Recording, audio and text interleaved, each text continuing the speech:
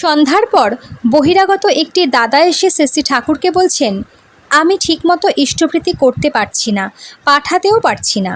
শ্রী ঠাকুর বলছেন, ওরে পাগল, ওটা তুই তোর ইষ্টকে খেতে দিস, তোর স্বস্তিযোগ্য, সেজন্যে ভোরে উঠে প্রথমেই ওটা করা লাগে। উক্ত দাদাটি বলছেন, এতদিন যে পাঠাইনি সেজন্য কি করতে হবে? শ্রী ঠাকুর বলছেন, প্রায়শ্চিত্ত করতে হয়, হবিজ্য করা লাগে।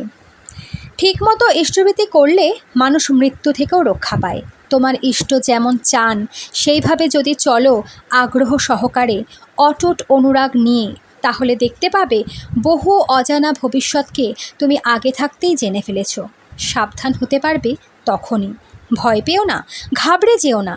শ্রী ঠাকুর বলছেন, বিপদ ভেবে ঘাবড়ে যায়, জানিস আপদ তাকে খায়। শক্ত হয়ে দাঁড়াও, সমস্ত বাধাকে কাটিয়ে উঠতেই হবে। মানুষের সঙ্গে এমন ব্যবহার করবে যাতে তাদের ভালো হয়। প্রত্যেককেই ভালোবাসতে পারো, কিন্তু তোমার সতর্ক সন্ধানী চোখ যেন ঠিক থাকে। জয় গুরু।